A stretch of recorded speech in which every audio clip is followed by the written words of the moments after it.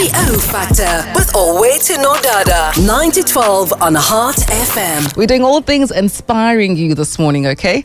If you're sitting at home wondering how a conversation can change your life, well, this is one of them. We're speaking to Ingrid who's brand director, rather CEO of IBest Wines, who has an illustrious career. It's spanning over 2 decades in marketing and brand representation for renowned luxury brands, and now has started her very own wine brand. She's in the country for a couple of hours.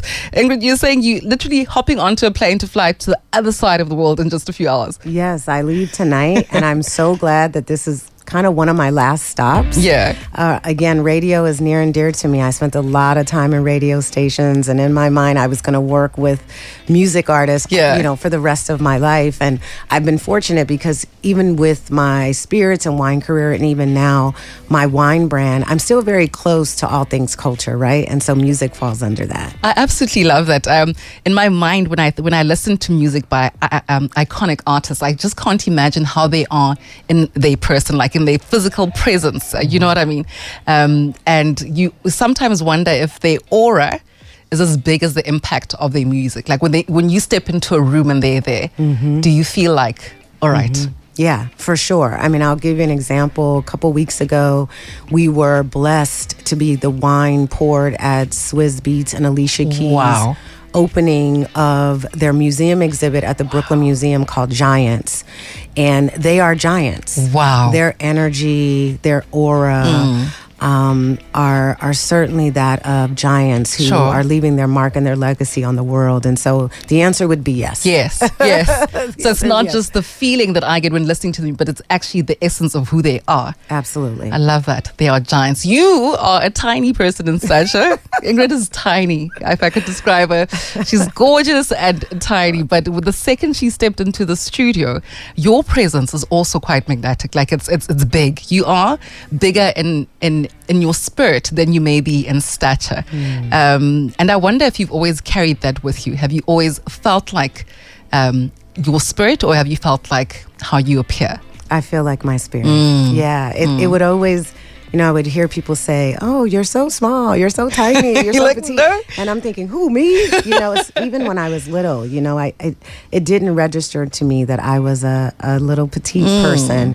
And so I accept that I certainly walk this earth more in the spirit than in like this physical form. I love it. And I've always had people say to me, I thought you were taller. I thought you were bigger. And I'm like, well, my spirit is. I mean, also, the body of your work is big as well. When you look at your resume and what you've achieved, the doors you've stepped into, and the doors you've probably left open for many other people behind you. Before we get into that, though, I want to speak about the journey of launching your wines. So you have this vision and you decide that this is what you want to do. What are some of the challenges that you faced, and what key things did you learn in overcoming those challenges? Yeah, so I always say that IBest Wines was in my head and my heart for many years. And I think like many founders, many entrepreneurs, many dreamers, this thing lives in this like ultra universe, right? And then you have to kind of come back down to earth and say, how do I make this real? And so for me, I think the challenge was allowing myself to just really sit with it from a realistic standpoint and then go for it. I think probably one of the biggest challenges is that I started to ideate in the pandemic. So I was ready to like travel and go and come and figure it out. And I did. But a lot of the work was done over Zoom. Because we were in a pandemic. And so you have to really trust a process when you can't enter a room with someone and you have to be on video, different time zones, things like that. But we really took it as an opportunity, right? All of that has been recorded and captured. So we've archived the process, which is really nice. But I didn't have much challenges, and that's how I know that this is what I was supposed to do. It's meant to be. Yeah. Meant to be. Every single experience and instant has led you to this moment. And it's a big thing, for women to be in spirits and wine industry. It's a daunting industry. And I think you, of course, you know all of that. And I think just from a South African context, that industry has always been white male dominated. Yes. So to have a female in this space is something that is incredibly incredibly iconic. I know that you have intentions for the women and children in terms of empowering and emphasizing the importance of collaboration, cultivating a culture of excellence, and those sort of things. How does this translate through your brand? Yeah, so the brand was founded by me along with 5 other women who I met along my career and my journey. Many of them I consider them my mentees. They consider me their mentor. Wow. And I literally, kind of roadmapped, okay, who do I need to make this thing happen? And I went to each of them and I said, listen, I'm building a brand. I want you to build it with me. And you're an owner too. Wow. You will have equity in the brand. One of the things I learned in this 20 plus year career is that you oftentimes are building things for people and you never have ownership. Yeah. So it was critical for me to make sure that this experience meant that other women would have ownership in something. Because once you establish that as a mindset, they're going to pass that on. Yeah. Right? They will pay that forward. So it was really important to me to make sure that it wasn't just about me becoming a founder, but about other women experiencing what it is to discover being a founder and being proud of owning something and working towards your end game. Yeah. Right? Because for me, listen, 5 years from now, when the brand is acquired and these women make off well, for me, that's job well done. Yeah. Right? So very intentional. I do tons of mentoring. So, people at home know me as an active mentor. I'm a part of a Femme Forward program, which is a beautiful program for mentoring young women. So the paying forward model to me is something that I live by. And it's part of why I'm blessed.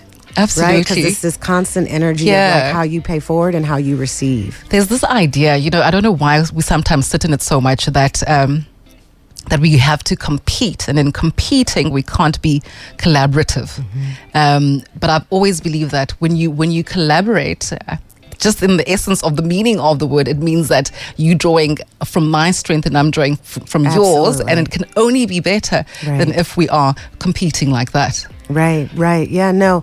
Listen, people don't build things alone. Yeah. And this conversation is a conversation of two, right? That's why it's so beautiful. You and I are talking and we're sharing and we're building.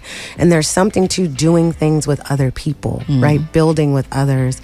And, unfortunately, I do think that in society, sometimes we're made to think there's not enough room for all of us. Yeah. There's enough room for all of us. It has to be. And when we come together, it's so beautiful. It's so beautiful. Absolutely love that. You have obviously gone through different stages in developing your brand, and now it's at a stage where we're looking at a beautiful couple of bottles of wine. It's been used at prestigious events. You're going to something incredible in LA in a couple of hours for the wine. The challenge is in terms of financing. So most people feel starting a business, the daunting aspect of it is the capital around it, and how do I make it a viable business where it could be worth something incredible in the next couple of years. Any tips for an entrepreneur that's listening and thinking, how do I monetize this great idea? Yeah, listen, I'll tell you full transparency. This brand was built off of the back of my savings, my retirement funds, selling my home. I mean, I went all in on this. I bet fully on myself. Hasn't been easy. And then most recently, I've had 5 Black women invest in the brand. So our first group of investors is also women, which is beautiful. Love it. And what I will tell you is that all founders and all entrepreneurs have to think about how they're going to fund their business. And the truth is, for women founders, it's 10 times harder for us to get funding. So even like someone like myself who's had this incredible career, I'm still having to say to folks, you don't do it. Yeah, you don't believe that I've already done this for 20 years. I would say don't get discouraged by that.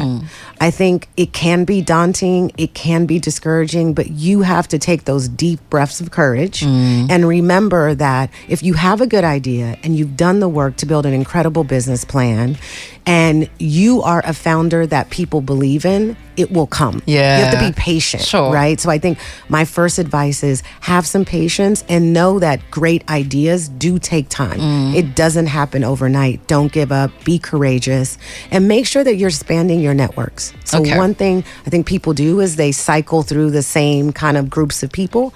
be open, meet new people. Because then you're not growing, you're not expanding even the perspective on how you're approaching things if your networks remain the same, right?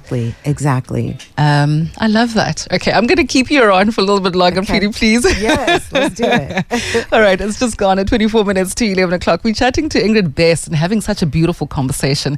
I said something about a leap of faith and she says no, a breath of courage. Yeah. That is so powerful. Take a breath of courage and then step into your dreams and then put in the work to make that work as well. All right, we'll get to chat to her in just a bit. If you have any questions, let me know. I see some coming through on the WhatsApp line, and we keep them coming on 082 222 1049. We're going to grab her for a couple more minutes before we head to the top of the hour. 18 minutes to 11 o'clock, and this is the O Factor. Welcome to it. We're having just the most splendid time this Tuesday. Beautiful, intentional conversations with Ingrid Best. I want to see if there are any questions coming through on the WhatsApp line. She's here with me for a few more minutes. Let me see. Some voice notes here for Ingrid. All right, let's see what this hearty would like to find out from you.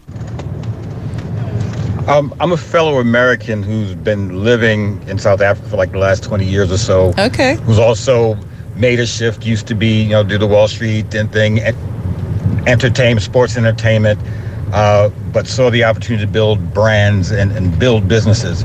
So creating a family brand and, just wondering about your interest in Africa and the convergence of Africa and the business ideas that you're working on. Oh, I like that question. We were meant to come back to this, your African connection and why you are back here and where the wine is made here.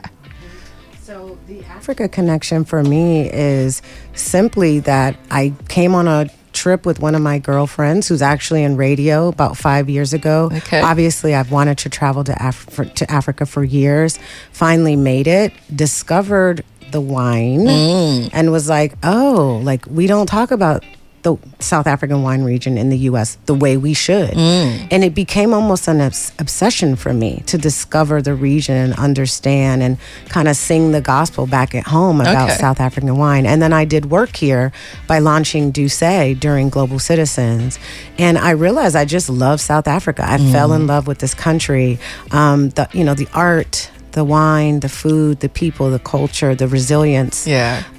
It feels like home for me.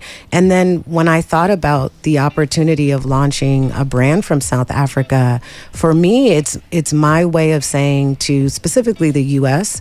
that the South African wine region is one of the best wine regions in the world and should be recognized the way that all the other wine regions are recognized. So as far as I'm concerned, it's a renaissance. Oh, love that. Because it is one of the best wine regions in the world. Absolutely. It's just, we don't talk about it as loudly as we should.